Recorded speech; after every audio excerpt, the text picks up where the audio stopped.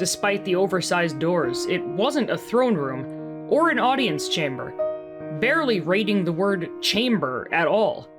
It was just a room with a high ceiling, several expensive chairs, and a table near the fireplace. But it was the king's favorite, and Frisk knew from experience that he used it instead of the throne room whenever possible. King Stephin sat now by the fire, a gaunt, gray-haired man with strong features and dark gray eyes. Next to him was a red-haired priest in richly patterned silver and black robes, a marked contrast to the king's plain clothing. Your Highness, Your Holiness, Frisk murmured, bowing deeply to each in turn. She took a step to the side, sweeping her arm at Sans. May I have the honor of presenting Sans? The emissary from the Monster Kingdom, honored guest of Church and Crown. The king rose and took Frisk's hand briefly, studying the skeleton with great interest. This is a surprise, but I hope it will prove a pleasant one for all concerned. Welcome, Sans. Sans grunted. Frisk was petrified that that would be all he did. But then he said, fairly politely, Thanks, Your Majesty. Sorry if I don't know how to act the exact right way. No disrespect intended. I just didn't get much training for this. The king laughed, clapping his hands and sinking back into his chair. That's quite all right, sir. I haven't been to the underground in many, many years, but I recall that my exalted counterpart prefers less formality than is practiced in our court. He shifted to look at Frisk. So, my dear, what is true in this matter, and what is creativity? Frisk smiled. It's true that I had to work to get his attention at first, Majesty, but we didn't battle for 3 days and nights, and no one was harmed. All I have been doing since then is keeping him in my chambers to learn herbal lore. As of this morning, I'm allowing him to accompany me in my duties whenever possible, so that he can learn more about humans firsthand. Very interesting, said the cardinal. I hope, Your Eminence, that this experience shall justify your asserting authority over this monster in our names, without consulting His Majesty or myself beforehand. She half bowed. With great respect, Your Holiness. It was an opportunity not to be wasted. I will take full responsibility for the consequences of my actions, good or ill. I see. You've been instructing him in herbal lore, eh? The red-headed priest chuckled. And how would you rate his progress thus far? Superb, Your Excellency. He's the most intelligent person I've had the pleasure of working with. Oh? The cardinal scowled at Sans. Tell me, sir, what have you learned in your time with our High Priestess? His inflection was just condescending enough that Frisk had to bite her tongue. If this was going to work, she had to trust Sans to speak for himself. Sure enough, the boss monster shrugged and said offhand, The exalted lady has instructed me in the rudiments of phytological science, with the ultimate goal of sustainable agricultural improvements. I like the part where it bubbles. Behind her veil, Frisk couldn't keep from grinning, and it took several seconds to get it under control. One of the guards in the opposite corner coughed, and the king laughed outright. Thank you, sir. Your point is taken, the cardinal said stiffly. Sans may have valuable information to impart in turn. I understand that the underground harnesses the power of wind and sun, at least partly in lieu of magic. It would behoove both our races for humans to lessen our dependence on traditional sources. And with this mutually beneficial exchange of ideas and cultural intercourse in mind, I have a request for Your Holiness. Can you excuse Her Eminence from midnight services and maybe some of the other ones for the duration of my visit? Frisk started, but allowed him to add, The lady has a lot to teach me, and it'll take a lot of time. Besides, to be perfectly honest, it feels weird for me to be in church with her. I don't want to distract anyone either. Your zeal is commendable, but you needn't attend services with the High Priestess. Surely you can study or otherwise entertain yourself while she performs her duties. Frisk raised a hand to eye level. The men sat up expectantly, and the boss monster looked confused. Please don't be alarmed, Sans. This is necessary, and I will take it down the moment we're through. She raised her hand higher and brought it down, snapping her fingers twice. The skeleton flinched as a golden dome appeared high overhead, forming a sort of bubble around them. We can speak freely now, said Frisk, and laid a hand on his radius. You're all right, Sans. All it does is block sound and images. Sans nodded, but he looked so uncomfortable that she added, You really need to lighten up. That got a chuckle, and he stopped fidgeting. The Cardinal and the King exchanged glances, and Frisk sobered as she turned back to them. I barely survived an attempt on my life this morning. The guard at my door was either removed or persuaded to let a man into my rooms when I was at midnight service. And if Sans had not been there, I would be dead. I've retained him as a bodyguard, but he cannot protect me if I leave him in my rooms. Said the king. Is this the origin of the mysterious corpse in the Hyacinth Garden? It is indeed, Your Highness.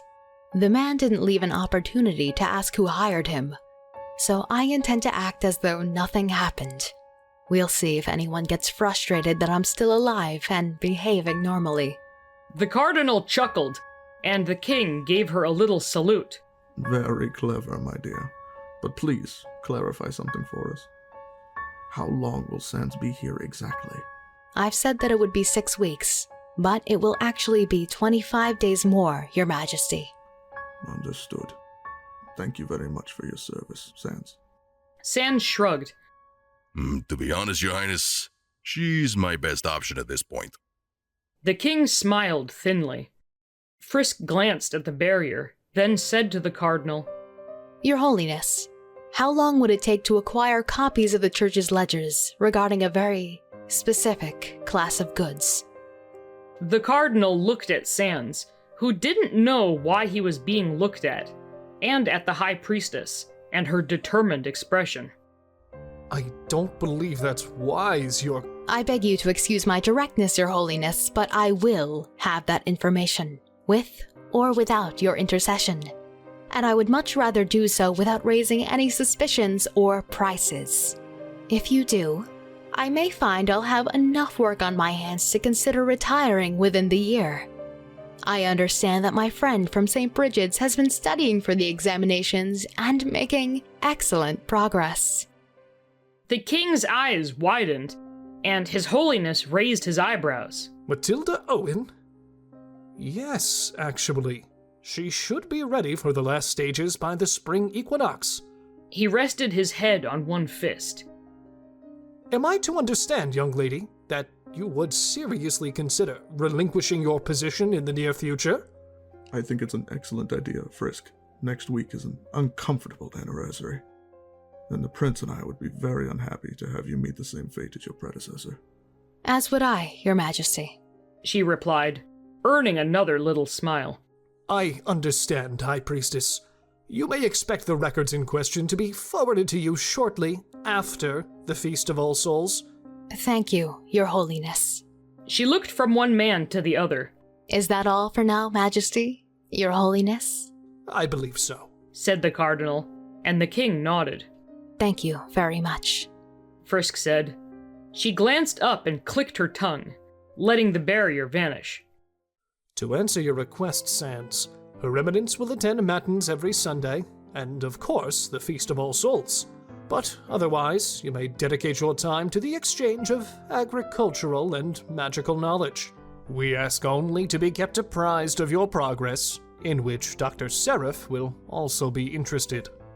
Of course, Your Holiness, Frisk assured him, hoping they couldn't tell how disgruntled Sans was. They took their leave with great cordiality, King Stephin rising to clap Frisk's hand and give Sans a benevolent nod. The Cardinal was less gracious, but clearly pleased with the conversation, smiling to himself as the great doors closed.